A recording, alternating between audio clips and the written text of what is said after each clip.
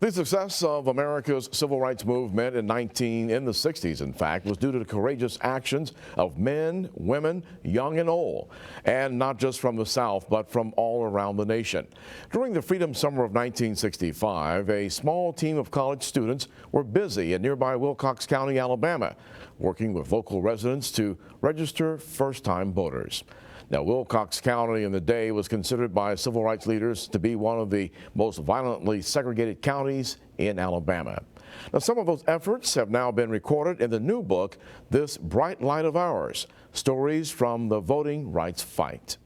We're here today to share her experiences from the book, author, activist, and civil rights veteran, Maria Gitin. Thank you for joining us today. Thank you, Eric. It's great seeing you again also. And now the book is finished. And yes, when you talk about, let's go back a little bit, why did you decide to chronicle the time that you spent in 1965?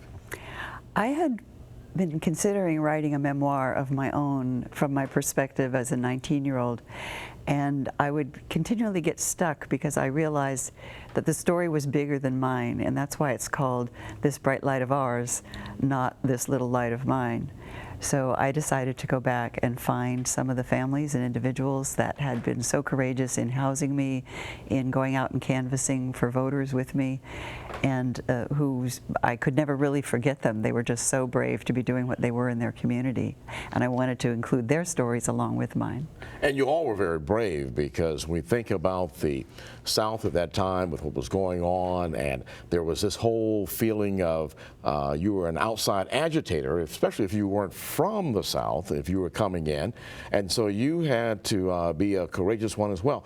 What do you think gave you that spirit of determination to come to Alabama, being removed in California from some things, but there were some things that sort of laid the groundwork for you? Right. I always had a very strong sense of justice and offense at injustice. Wherever I saw it, I feel that if anyone is being mistreated, I take it personally. As my grandmother on my mother's side had been a Quaker, and they were descended from people who had been involved in the Underground Railway to help the slaves escape from the South. So it was in your genes. It was in my genes, and yeah. Then I was a freshman at San Francisco State College, where there was a very progressive environment. But really, the motivation was Martin Luther King himself, when he called on students to come down and join this summer community organization and political education project that was a project of Dr. King's organization, the SCLC, led by Reverend Jose Williams. Now, did you see some of the scenes of what was happening to those who were living in the South at that time? Yes, actually I was at a friend's apartment. I didn't have a television, and saw the scenes from Bloody Sunday on March 7th, 1965, where innocent women, children, and men were being trampled by state troopers on horseback, beaten, tear-gassed, and I felt very outraged. And in my youthful imagination, what I saw next was Dr. King came on the screen and said, "We need you." Just like one of those army ads. Right, Uncle Sam, a beckoning and I was call. like, sign me up. Wow. I will go join. So, now, what did your family think about this, when you going to a place and a land far removed from the West Coast at that time, a little bit more of a open-minded society, somewhat, but there were issues in California? Well, I was already living away from home and self-supporting. I was putting myself through school. I was 18 on Bloody Sunday, turned 19 before I went south. And also in those days, young people grew up a little bit faster. I did have to get their permission in terms of having them sign a waiver in case I was murdered, that they would not sue Dr. King's organization. So I had an idea how serious it was.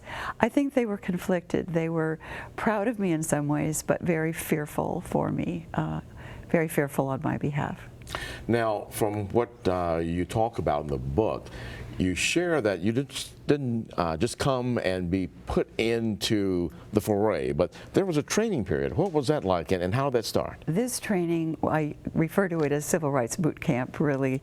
It began with briefings in Berkeley. So I was at San Francisco State, and I actually got rides over and educated from Reverend Cecil Williams of Glide Memorial Church, who's quite famous for his civil rights work. He had just come back from Bloody Sunday.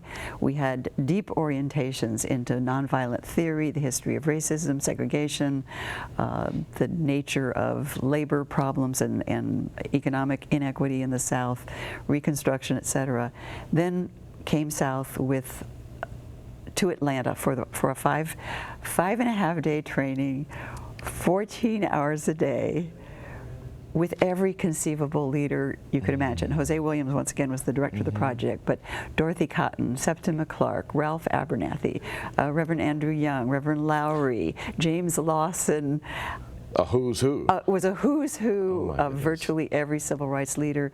We had plenaries, we had workshops, we had breakout groups, we had training in how to protect your kidneys and your head, which were the favorite places for to beat the civil rights workers so that you'd have permanent brain or kidney damage. So we had these wonderful trainings. We had trainings on interpersonal relationships, how to act like good little ladies. We girls were told we had to wear dresses all summer, even while we were climbing over cow pasture fences and barbed wire and running from the Klan, to behave very properly. Oh my goodness. And, you know, a lot of people don't know about all the preparation behind the scenes that went into the civil rights struggle and preparing you for what was ahead. Now, did you have any knowledge of Wilcox County before you were sent there? Absolutely none. This once again, if you were comparing it to a military movement, the nonviolent army, the foot soldiers as we called ourselves, a lot of people signed up, 400 of us plus 200 African-American students also, so there was about 600 of us. And we went to Atlanta for the training, and on the last day they gave us the assignment, so they had done some figuring out. And I was sent to, as Julian Bond says on the book, one of the most resistant counties in one of the most resistant states. So it would be the equivalent of having signed up for the military, and I was sent to Vietnam. That's right, on the front line. Yeah. Yeah. Yeah, so I did not know. In immediate danger. We're going to take a break right now. When we come back, we're going to talk more about the Freedom Summer of 1965. Author, activist Maria Gitin, our very special guest today. More on Speak Up in just a moment.